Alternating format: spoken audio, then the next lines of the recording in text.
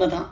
10வது வயசுலேருந்து ஒரு பயணம் பண்ணும்போது ரொம்ப திரும்பி பார்க்க வேண்டியிருக்கு. பட் எல்லா காலத்துலேயுமே எல்லா இண்டஸ்ட்ரியிலையும் ஏதோ படம் பண்ணிகிட்டு இருக்கிறதுனால ரொம்ப ஒரு கேப் எனக்கு ஃபீல் ஆனதில்லை. நான் வந்து என்ன சொல்கிறது, எல்லா ஜென்ரேஷனோடவும் ஒரே மாதிரி ட்ராவல் பண்ணிகிட்ருக்கேன். இந்த படம் ஜேபிபிங்கிற படம் என்னன்னு சொல்கிறது, இந்த படம் ஒத்துக்கிறதுக்கு ரொம்ப டைம் எடுத்துக்கிட்டேன். அதுதான் சுரேஷ்கிற ஒரு இயக்குனருடைய பொறுமையும், தனக்கு என்ன வேணுமோ அது பொறுமையாக சாதிச்சுட்டு தான் போவேங்கிற ஒரு ஆட்டம். பாவம் மாதிரி உட்காந்துருக்கிறாருன்னு நினைக்கிறீங்க.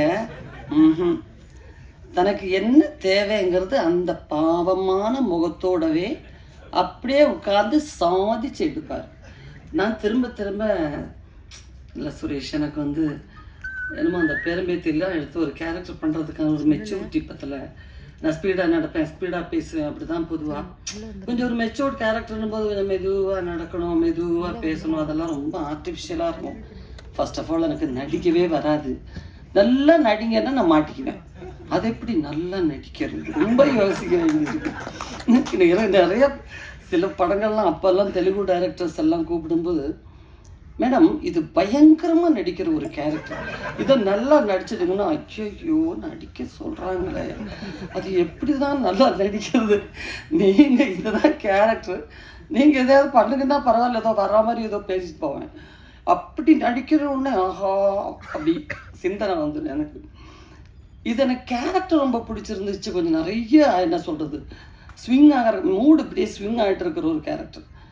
இந்த நேரத்தில் என்ன பண்ணுன்னு தெரியாது, அடுத்த சீனில் அப்படியே சிரிச்சுக்கிட்டே ஆரம்பிக்கிற மாதிரி இருக்கும், திடீர்னு கடைசியில் எழுதுகிறோம். அப்புறம் ரொம்ப சீரியஸாக ஆரம்பிச்சுட்டு கடைசியில் பார்த்தா ரொம்ப ஃபன்னாக இருக்கும். ஸோ ஒரு கேரக்டருடைய நான் நினைக்கிறேன் ரொம்ப வருஷத்துக்கு அப்புறம் அப்படி தான் சொல்லணும். மற்றதெல்லாம் ஒரு ஜோனர் சொல்லிவிடுவாங்க, இது வந்து ஹியூமர் பேஸ்டு ஃபிலிமா, இது வந்து ரொம்ப சீரியஸான ஒரு ஃபிலிம், இல்லைன்னா இது ஒரு ஆக்ஷன், இது ஒரு க்ரைம் த்ரில்லர், இது கோஸ்ட்டு, இப்படி எல்லா படத்துக்குமே ஒரு ஒரு என்ன சொல்கிற ஒரு கிருத்தியமான ஒரு சுபாவம் இருக்கும். இப்படி தான் இந்த கேரக்டர்ஸ் எல்லாம். பட் இதில் அப்படி சொல்ல தெரியல, இதுதான் கதை அப்படின்னு அவர் ரொம்ப விளக்கமாக எனக்கு சுரேஷ் சொல்லவே இல்லை. ஆனால் கடைசியில் வேறு வடிவெல்லாம் சொன்ன முடியாது சுரேஷ், ஏஜில் இருந்து ஓரளவுக்கு இருக்கிற ஒரு கேரக்டர்னா கூட பரவாயில்ல. என் பையன் 4வது தான் படிக்கிறான், என் பொண்ணெல்லாம் திட்டுவா, அவங்க கூட இருக்கிற பசங்க வந்து உங்களை பொண்ணை பாட்டின்னு சொல்கிற அளவுக்கு கேரக்டர்லாம் பண்ணி வச்சுட்டாங்க, இது ஆண்டியோட நிறுத்திக்கோ அப்படின்னுவா. நான் அவளும் காலேஜில் படிக்கிறாள். ஸோ சிலதெல்லாம் அவங்களுக்காகவும் பண்ண வேண்டியிருக்கு. எல்லாம் சொல்லி முடிச்சு கடைசியில் சுரேஷ் முகத்தை பார்த்தா பின்ன எனக்கே டவுட் வருது, இவர்கிட்ட தான் சொன்னேன் நான் ரொம்ப நேரம், இல்லை ஒரு காதலை விழலையா? சரிம்மா இல்லை நான் சொன்னது உங்களுக்கு புரிஞ்சிச்சா சுரேஷ்? புரியுது. சரிம்மா, அப்போ நம்ம என்ன பண்ணலாம், எப்படி பண்ணலாம்? சார் நான் அதுதானே சொல்கிறேன், இந்த மாதிரிலாம். ஓ கரெக்ட் ஆமாம்மா சொன்னீங்கல்ல. சரி அப்போ எப்போ ஷூட்டிங் வச்சுருக்கிறது? திரும்ப கடைசியாக வந்து ஒரு லேப்டாப் எடுத்துகிட்டு வந்துட்டு, ஆமாம் இதுதான்மா சுரேஷ் இருக்கட்டும் சுரேஷ், அது மூடுங்க முதல்ல, இருக்கட்டும், நான் தான் சொன்னேனே இந்த மாதிரி சில, அது கரெக்டுமா, நீங்கள் சொல்லிட்டீங்க ஓகே, ஆனால் இதை பாருங்கள் எடுத்து ஓப்பன் பண்ணி அவர் பாட்டுக்கு தான் நினைச்சது சாதிக்காமல் இந்த வீட்டிலேருந்து போகிறதில்லன்னு முடிவு பண்ணிட்டாங்க. நம்ம அப்படி ஒருத்தர் கங்கணம் கட்டிக்கிட்டு வந்தால் நம்ம மாட்டிக்குவோம். நம்மளும் ஐயோ என்ன பண்ணுறது, துப்பாக்கி எடுத்துட்டு மரியாதையாக நடிக்கிறேன் இல்லைன்னா கூட பரவாயில்ல, என்ன மிரட்டல் அப்படின்னு கேட்டுருக்கலாம். இது ஒன்றும் மிரட்டல் கிடையாது, உருட்டல் கிடையாது, பெரட்டல் கிடையாது.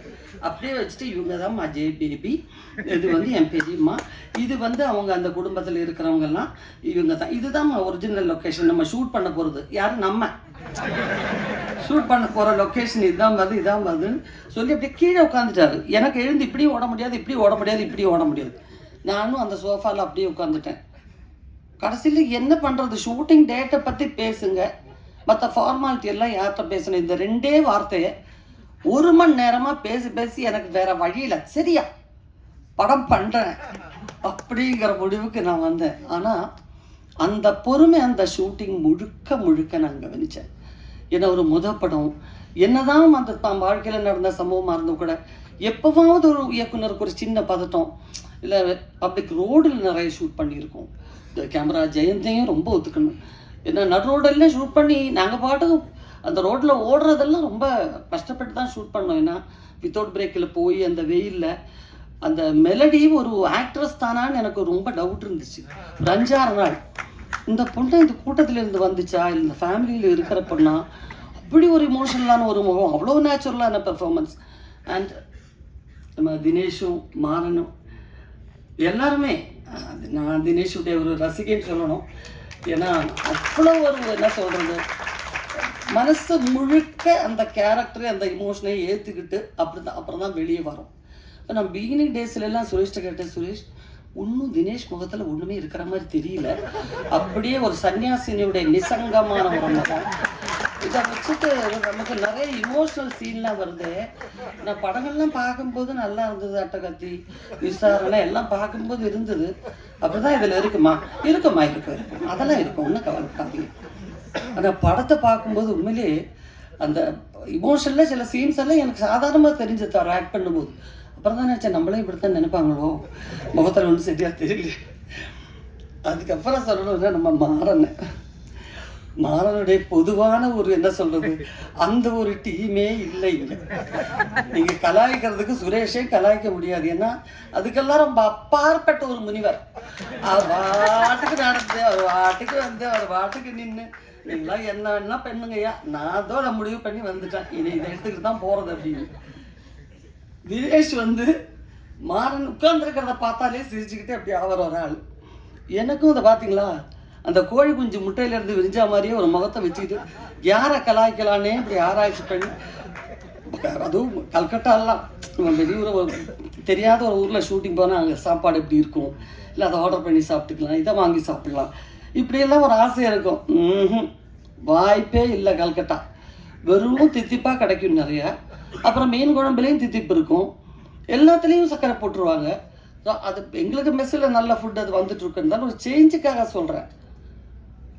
அதில் வேற ஒரு மாதிரி என்னத்தான் இந்த ஊரில் வாங்கி சாப்பிட்றது, 1/2 கிலோ பூண்டு 1/2 கிலோ வெங்காயம் வாங்கிட்டாயா, ஒன்றுமே கிடைக்கலன்னா பூண்டு வெங்காயமாக வாங்கி திம்பிங்க அப்படிங்கிற மாதிரி கவரில் கொண்டு வந்து வெங்காயத்தை எடுத்து வச்சு தின்னுட்டு இருப்பார்.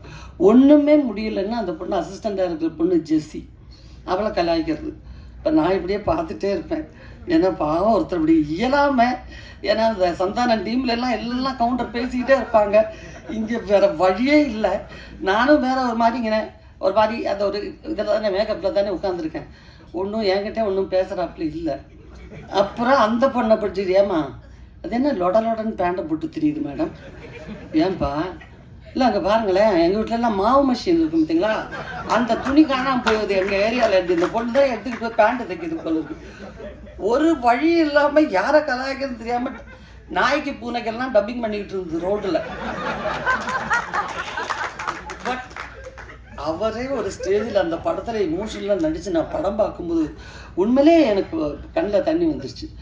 ஏன்னா எல்லாம் இப்போ நடிகருக்குள்ளேயும் இருக்கிற அந்த ஒரு திறமையை இது கண்டெடுத்தது ரஞ்சிதா சுரேஷா 2 பேருக்கும் ஹேட்ஸ் ஆஃப்.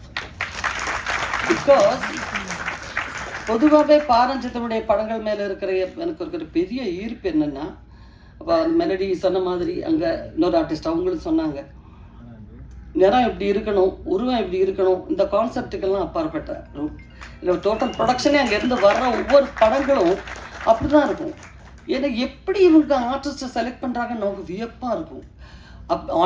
ஆடிஷன் பண்ணலாம், எல்லாம் பண்ணலாம், இருந்தாலும் அவங்களுடைய உண்மையான அவங்களுக்குள்ளே இருக்கிற கண்டென்ட் இவ்வளோ இருக்குங்கிறத சொல்கிறது, கண்டுபிடிச்சு அதை வெளியே கொண்டு வர்றதுங்கிறது ஒரு பெரிய விஷயம். எத்தனை பேர் ஆர்டிஸ்ட் வந்திருப்பாங்க. இப்போ இதிலே பாருங்கள் எவ்வளோ பேர்னு, நிறைய பேர் ஆக்ட் பண்ணியிருக்காங்க. அதில் கொஞ்சம் பேர் தான் வந்திருக்காங்க, மீதியெல்லாம் யாரும் வரல.